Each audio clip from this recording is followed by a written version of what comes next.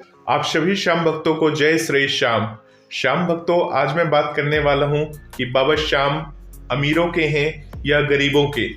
क्योंकि बहुत सारे श्याम भक्त जो होते हैं बाबा श्याम के दर्शन के लिए जाते हैं दरबार में, ये सवाल पूछते हैं बाबा श्याम से, बाबा श्याम आपने हम पे अपनी कृपा नहीं की अभी तक, बाबा श्याम आप हमारे काम नहीं बना रहे हो। बहुत सारे सवाल होते हैं जो श्याम प्रेमी बाबा श्याम से जाकर सवाल पूछते हैं और अपने मन में भी ऐसा सोचते होंगे कि हमसे क्या गलती हो गई जो बाबा श्याम हमारे काम नहीं बना पा रहे हैं, हमारे काम नहीं कर रहे हैं। तो आज मैं आप सभी श्याम भक्तों को ये बताने वाला हूँ कि बाबा श्याम ना तो अमीरों के हैं ना ही गरीबों के हैं। बाबा श्याम उन सभी के हैं जो बाबा श्याम पे पूर्ण तरह से और भाव से विश्वास रखता है और बाबा श्याम को पाना चाहता है। बाबा श्याम उन सभी भक्तों के हैं और उन सभी हारे हुओं के हैं जो निश्चल भाव से बाबा श्याम के दरबार में जाते हैं और बाबा श्याम के समक्ष हाजिरी लगाते हैं। बाबा श्याम उनके नहीं है जिसने बाबा श्याम के बारे में आज सुना और वो किसी कारण से हारा हुआ है, उसने कहीं से एक वीडियो देख ली कि बाबा श्याम का ये कर लो, बाबा श्याम हारे हुए के सहारे हैं, तो ऐसा ऐसा काम कर लो तो बाबा श्याम अपनी कृपा कर देते हैं। वो ना आज तक कभी बाबा श्याम के उसने दर्शन किए, ना ही बाबा श्याम को के उसने दीदार किए हैं। जस्ट उसने एक वीडियो देखी थी, वीडियो में बाबा श्याम की छवि देखी थी और बाबा श्याम की बातें सुनी, फिर उसने उपाय कर लिया। उपाय करने के बाद फिर उसने ये सोचा कि चलो अब मैं बाबा श्याम का ये उपाय कर लेते। जिस तरह से बहुत सारे जो बाबा लोग होते हैं जो आके उपाय बताते हैं कि वैसा कर लो वैसा कर लो, तुम करोड़पति बन जाओगे, 2 लौंग से 2 ये कर लो, तकिए के नीचे रख दो, रातों रात करोड़पति बन जाएगी। इस तरह की बातें जो आकर करते हैं, जो इन तरह की बातें करते हैं और लोग भी उनकी बातों में आकर ऐसा काम करते हैं, तो उन सभी को तो पता होगा कि ये सब करने से उनको क्या आज तक कुछ फल की प्राप्ति हुई या नहीं हुई। ये ऐसी बातें तो वो लोग खुद ही जानते होंगे। परंतु आप सभी को ये बताना चाहूँगा, जो भी बाबा श्याम से जुड़ रहे हैं, अगर आप वास्तव में हारे हुए हैं और आपने पहली बार सोचा कि मैंने ये वीडियो देख लिया और इससे ये वाला नारियल वाला अर्जी लगा लेता हूँ और तुरंत 2 दिन के बाद मेरा काम बन जाना चाहिए, और ना बने तो फिर हम बाबा श्याम के लिए इस तरह की कुछ भी लिख सकते हैं कि अरे ये सब ऐसी बातें होती हैं, उस तरह की बातें होती हैं, ऐसा कुछ भी नहीं होता। इस तरह से नकारात्मक बातें लिखने लग जाते हैं। फिर बाबा श्याम जो हैं, बाबा श्याम कृपा उन सभी भक्तों पे करते हैं जो बाबा श्याम को जानते हैं, बाबा श्याम के दीदार करते हैं, बाबा श्याम को पहचानते हैं, उनके अंदर बाबा श्याम के प्रति भाव आती है। जब तक आपको बाबा श्याम के भाव आपको नहीं आएंगे तब तक आप बाबा श्याम को नहीं पा पाओगे। तो बाबा श्याम को पाने के लिए सबसे पहले अंदर अपने भाव को जागृत करना है। और जागृत कैसे करोगे? ये आप जब बाबा श्याम के दर्शन करोगे, खाटू धाम जाते हो और पहली बार जब बाबा को देखते हो और देखने के बाद आपको बाबा श्याम के प्रति अपने आप भाव जागृत होते हैं, और जब आपके भाव जगते हैं तब आपको समझ में आता है कि आपको आगे लाइफ में क्या क्या करना है। तो ऐसा नहीं है कि कोई भी वीडियो देख के तुरंत आपने अर्जी लगाई और तुरंत आपको बाबा पूरी कर देंगे। तो वैसी कोई चमत्कार होता है, परंतु उन भक्तों के साथ होता है जो बहुत भावपूर्ण होते हैं, दिल के सच्चे होते हैं।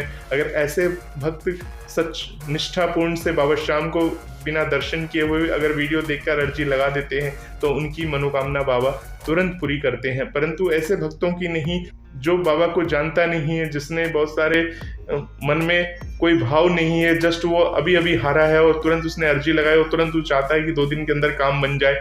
तो इस तरह से बातें ना सोचे, बाबा श्याम भाव के भूखे हैं। तो आज मैं इसी पे आपको बताने चाह रहा हूँ कि बाबा श्याम क्या गरीबों की सुनते हैं या अमीरों की सुनते हैं।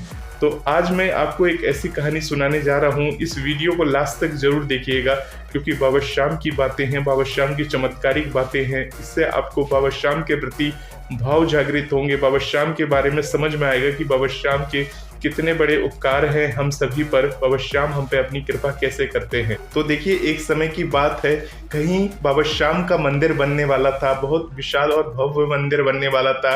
और बाबा श्याम की मंदिर के लिए, जैसे कि आप सभी को पता है कि जब मंदिर बनता है तो उसके इससे पहले उनकी कमेटी बनाई जाती है, सदस्य बनते हैं, और सदस्यों का काम होता है कि मंदिर के लिए जो भी डोनेशन आता है, चंदा वगैरह आता है, वो सारे इकट्ठा करके मंदिर के निर्माण के लिए और व्यवस्था के लिए लगाया जाता है।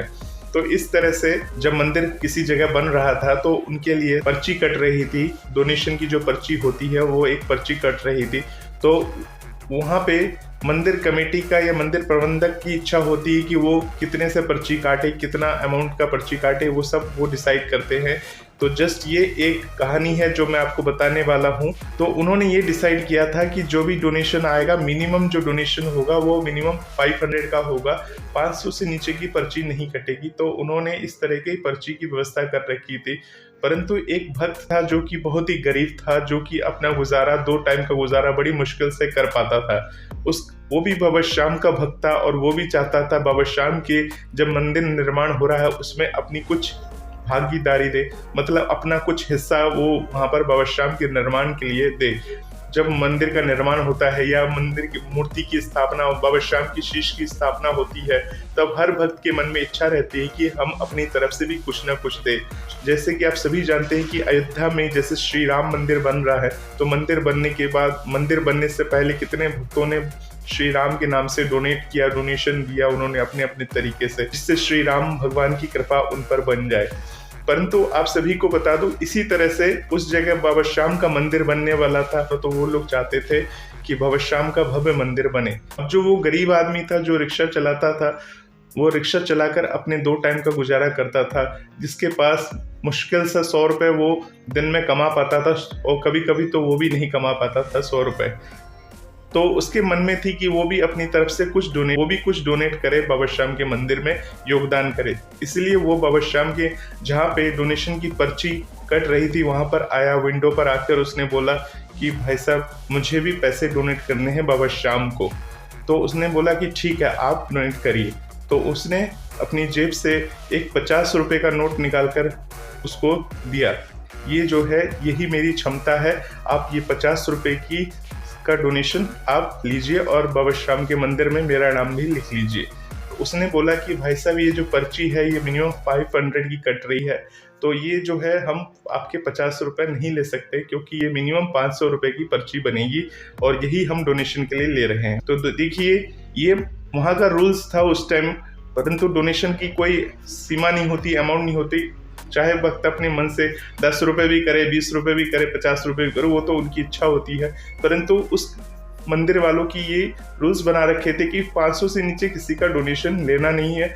अब उसने उसको ये बोला कि आप कोई बात नहीं है, आप अपने पास रखिए, बाबा श्याम आप पे ऐसी कृपा कर देंगे।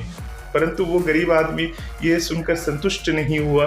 उसने सोचा बाबा श्याम आपने मेरा ये स्वीकार नहीं किया, मुझे ऐसा लग रहा। ऐसा सोचते वो अपने घर चला आया और घर में आकर बहुत सोचा उसने, बाबा श्याम के समक्ष प्रार्थना की, बाबा श्याम मुझसे क्या गलती हो गई जो आपने मेरा ये भेंट स्वीकार नहीं किया। मैं पूरे दिन मेहनत करता हूँ, पूरे दिन रिक्शा चलाता हूँ, तब जाके 10, 20, 50 रुपए कमा पाता हूँ, और आज मैंने सोचा था कि आपको ये भेंट आपके मंदिर निर्माण के लिए मैं दे सकूँ ताकि मेरा भी कुछ भागीदारी हो जाए। बाबा श्याम ऐसा नहीं हो पाया। फिर उस गरीब रिक्शे वाले ने ये सोचा कि चलो मैं एक बार फिर अगले दिन ट्राई करता हूँ और वहाँ जाके मंदिर के डोनेशन के लिए शायद कोई दूसरा आदमी बैठा हो, वो मेरा ले ये डोनेशन। तो वो दूसरे दिन फिर से गया वहीं पर मंदिर के ऑफिस, जहाँ पर मंदिर के ऑफिस के लिए डोनेशन ली जा रही थी, वहाँ पर गया और वहाँ पर जाकर उसने फिर से वही किया और उसने 50 का नोट विंडो पर रखते हुए बोला कि बाबा के नाम से मेरी भी पर्ची बना दीजिए।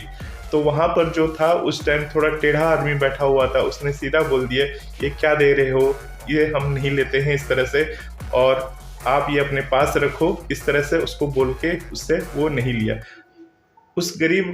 उस रिक्शे वाले ने उनसे ये कहा कि भाई साहब ये आप रख लो, हमें पर्ची मत दो, हमें कोई पर्ची नहीं चाहिए, आप सिर्फ अपने पास रख लो, हम समझेंगे बाबा श्याम को मेरा ये चढ़ गया, आप अपने पास ऐसे ही रख लो।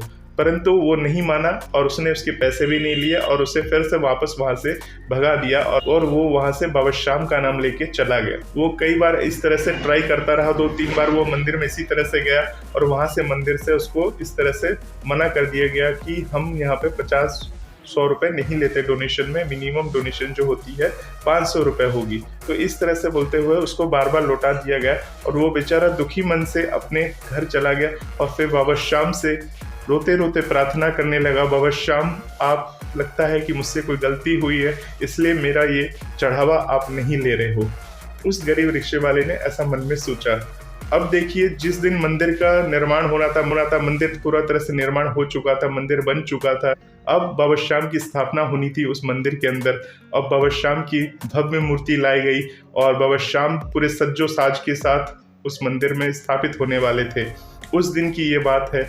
उस दिन वो रिक्शे वाला भी उस मंदिर में उस भीड़ में शामिल था और वो भी बाबा श्याम के नाम का जयकारे लगा रहा था जब बाबा श्याम की मूर्ति स्थापित होने वाली थी। जो पुजारी जी महाराज जो रहते हैं, जो शीश पर मूर्ति लेकर आते हैं मंदिर में स्थापना करने के लिए, मंदिर में जब स्थापित करेंगे मूर्ति को, तो वो वहाँ पर व्यवस्थापक वगैरह रहते हैं, जो मंदिर के लोग रहते हैं, उनके पास पहुँचकर उसने फिर से ये बोला कि मंदिर में निर्माण में मेरा कुछ तो सहयोग ले लीजिए, कुछ तो ले लीजिए, आप, मुझे कोई पर्ची नहीं चाहिए। इस तरह से बोलते हुए उसने, जो पुजारी जी महाराज के साथ कोई व्यवस्थापक खड़ा था, उसको उन्होंने ज़बरदस्ती बोला कि ये मेरे 50 रुपये आप स्वीकार कर लीजिए, आप अपने पास रख के बाबा श्याम के नाम से मेरा उसमें डाल दीजिएगा गुल्लक में। इस तरह से ज़बरदस्ती, जब उसने देखा कि अरे ये तो वही आदमी है, तो उसने बोला लाओ भाई।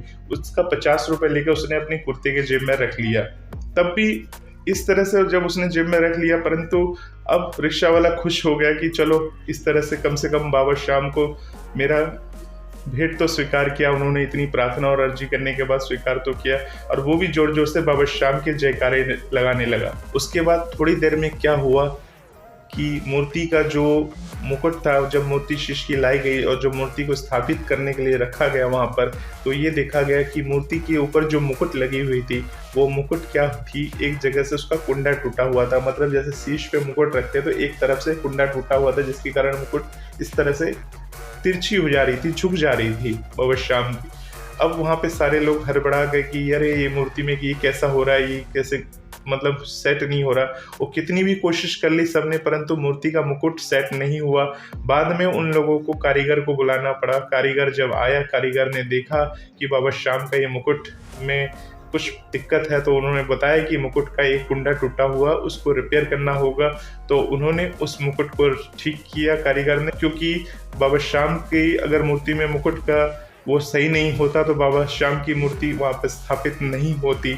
और देखिए, बाबा श्याम की इतनी महिमा है।